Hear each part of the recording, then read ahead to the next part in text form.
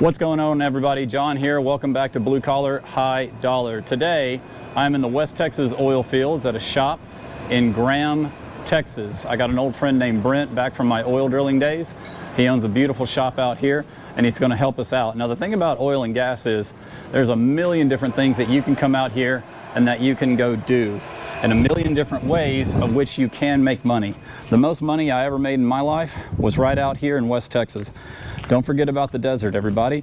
Here in about 2 seconds, we're going to go talk to Brent. We're going to learn about his life. We're going to learn about his origin story. We're going to learn about his yard here, and we're going to teach you how to make money in oil.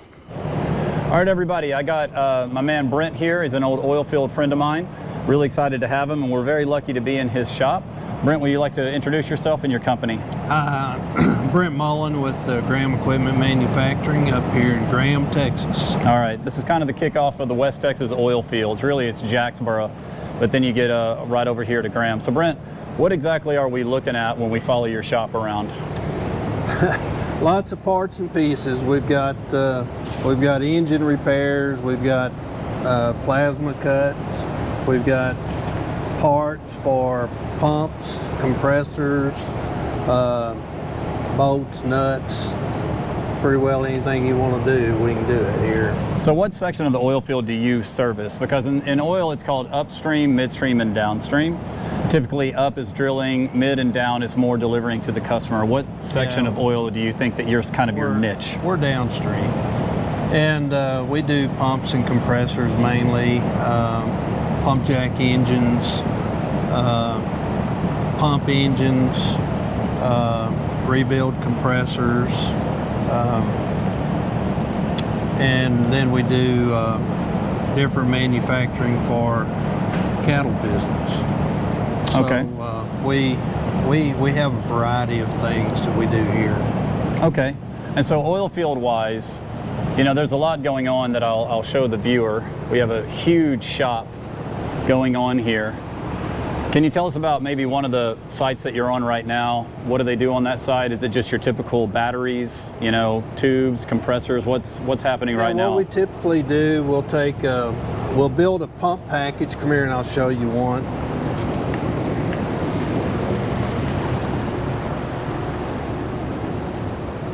This pump package here will do 1,200 barrels a day. There's 42 gallons in a barrel, so it'll do 1,200 barrels a day at 1,200 psi.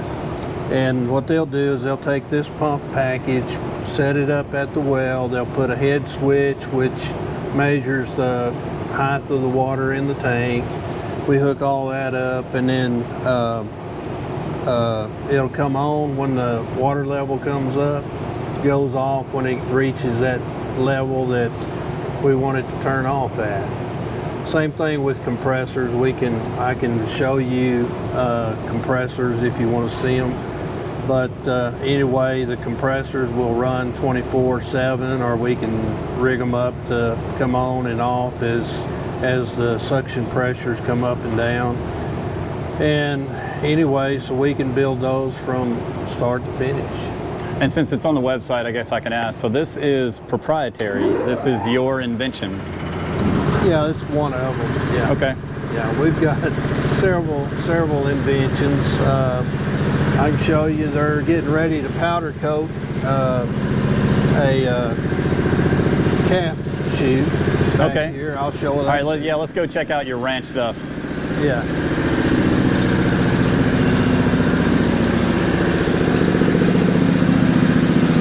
This is part of it. After it's been powder coated, it goes in a trailer. Okay. And anyway, we've got a patent pending on this. Okay. So basically, you set this up in the trailer. The calf comes, you open it up, let the calf in the back of the trailer, and then whenever they come in here, there's a deal goes here. And anyway, they close the door. You can open it right there. And then their head goes in right here, and then they can close that with this. There's a ratchet deal. It's not hooked up yet, but there's a ratchet deal that goes on that pipe. So all right. Anyway, it just locks the cattle's head in the I got you. head gate. Yeah, apologize about the noise. It's a working shop. And so, how about we step outside real quick?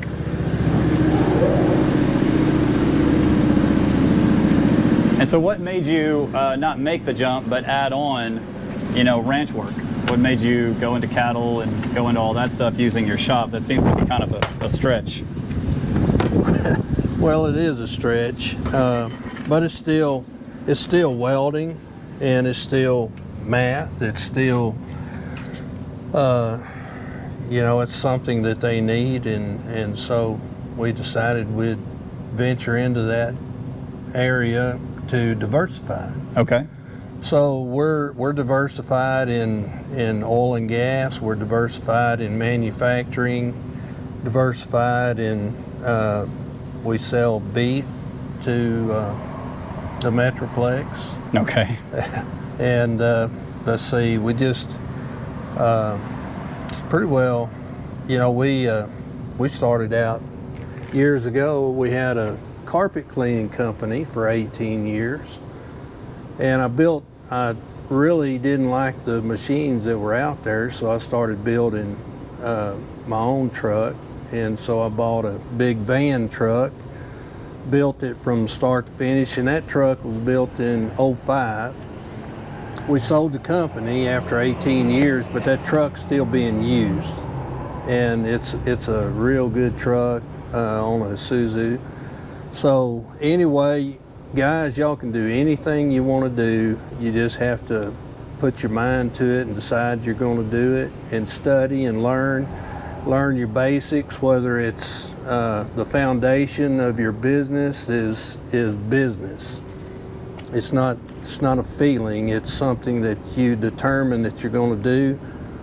Ask the Lord to help you and guide you, and start with learning the regulations, the whole deal. Today, it's harder to get started in business, but if you start small, eventually it'll grow and something will catch, and it'll take off from there. Okay. And out here, so got kind of a boneyard going on. Is this sort of the leftover scrap, or does all this stuff have a use? No, this is all stuff will be used to make something, whatever it is. These pipes, they'll be bent to make those chutes. The plate steel is, we use all this stuff in manufacturing our equipment. Okay, so don't waste anything, basically. No. Waste absolutely nothing. That's wonderful. Anything else about the shop that you'd like to show us? Anything that sticks out? Something that's sort of near and dear to your heart? Maybe a project you've been on for 20 years? Nah, I don't. All right, we'll go inside, learn your origin story, then I'll get out of your hair. All right, so Brent, tell us your origin story. Where are you from? How did it work? And how did you end up here? Well, I was born in Memphis, Texas, which is up towards Amarillo from here. And anyway, raised in a small town called Turkey, Texas. Was raised on a farm and water well drilling business. So I helped my dad drill water wells, and kind of learned a lot of the drilling from the little water well rig. And so growing up, the farmers, they'd plow up a underground sprinkler system, and they'd call and say, "Can you come fix it?" So I'd go fix it. Mom was a school teacher, and the people in Silverton, Texas, where she taught school for 20 years, they would add on a room on the house, and they'd say, "Do you know anybody that can wire their house?" So they'd call me, and I'd go up and wire their house.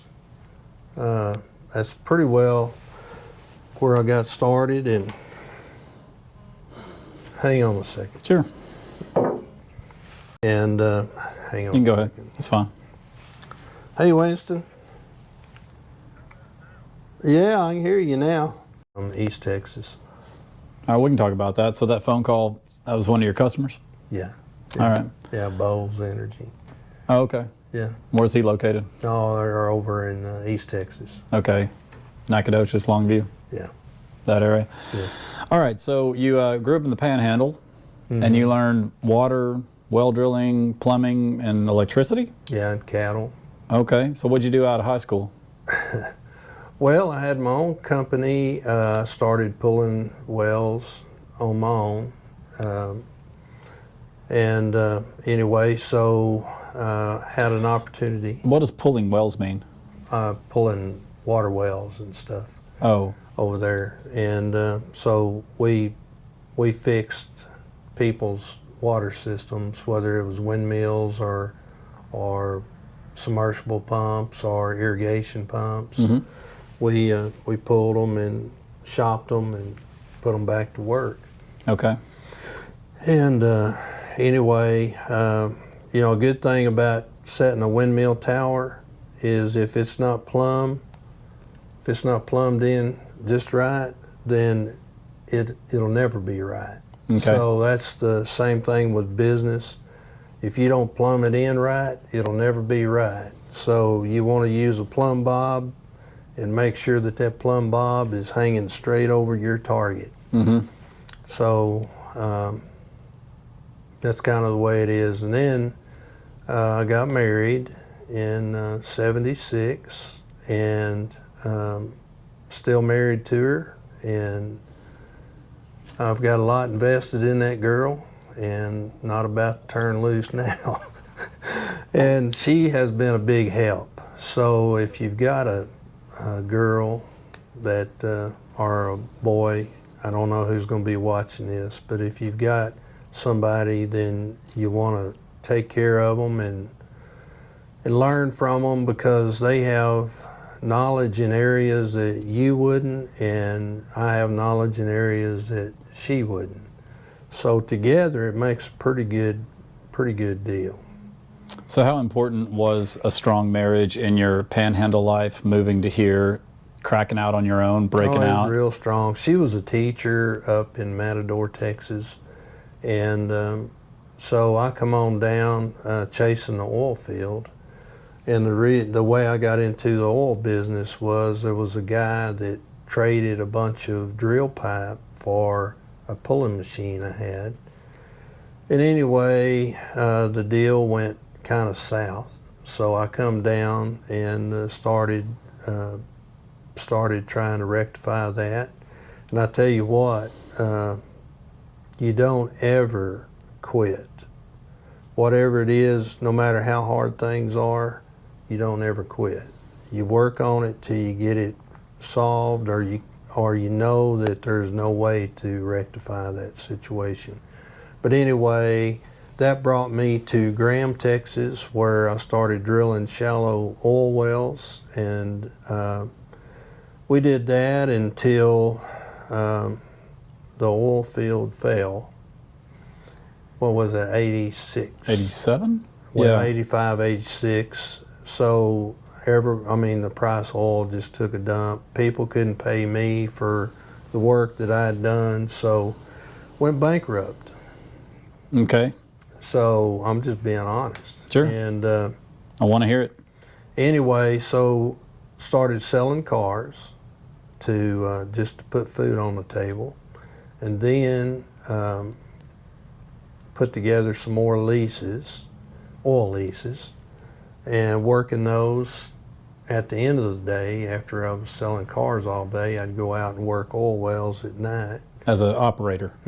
Okay. As an operator, and finally got back on my feet, and now we have, I think, 22 leases. Okay. So 3 pulling machines, and so I do that in my spare time, just like everything else. So Okay. anyway, but it's not easy. If you want something easy, get on the computer and, do something easy like that. But if you are determined to make something work, if you keep turning over enough rocks, eventually you'll find a golden nugget. Yeah, and that goes with anything in life. 45 years on this earth, I figured out if you're cutting corners at something, not only are you not serious about it, but God's going to see that. The universe is going to see that, and they're not going to reward you with a whole lot of success. They're going to see that you're half-assing it, and things of that nature. Yeah. Okay, and so in this shop, you've clearly gone into the cattle business. I see some lights over there in the corner. You were trying to get into the light business or something like that. You're in the operation. Patent on that deal. Oh, you do? You have a operations business going on. Anything else? Well, just manufacturing. That's it mainly. Okay, last but Cattle. yeah, That's it. oh, you run some cattle as well. That's right. Yeah, Said yeah, that we out in the do. shop. Beef. So last but not least, take as long as you need.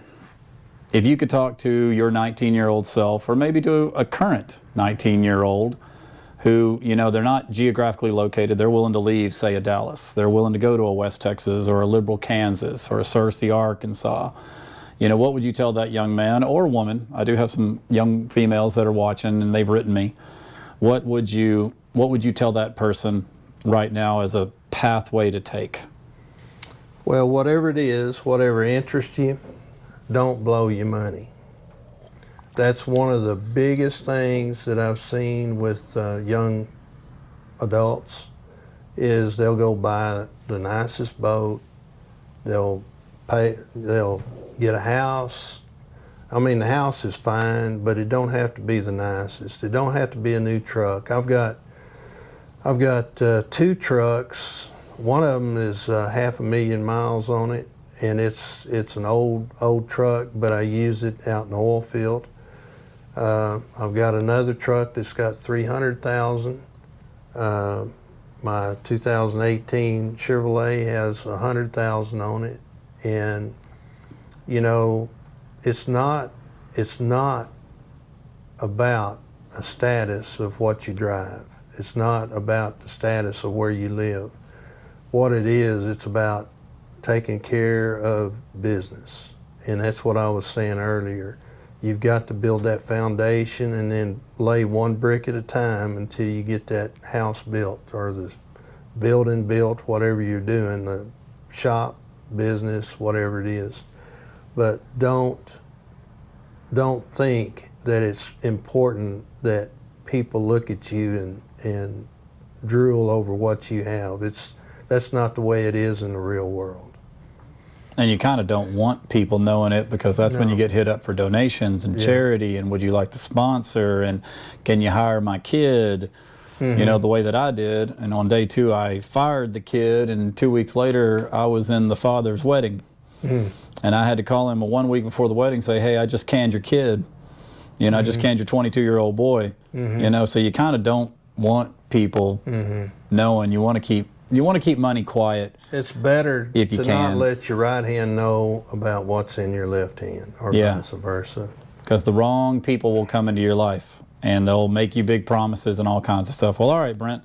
Hey, I appreciate you letting us take up an hour of your time. I know it's a Wednesday and it's business hours, but I appreciate it. You bet. Can I have a hat? Sure, you can have that one. I can have that one on your head. Everybody, we are concluding our day here at Graham Manufacturing. Apologies for the fan. It's about 110 outside in the West Texas desert. We are insanely lucky that Mr. Brent allowed us to take a look around at his shop. A lot of this stuff he invented himself. He's a humble man, but he's very proud of it, and I think he's about to take me to his brand new shop to take a look around, so I'll get a couple shots of that.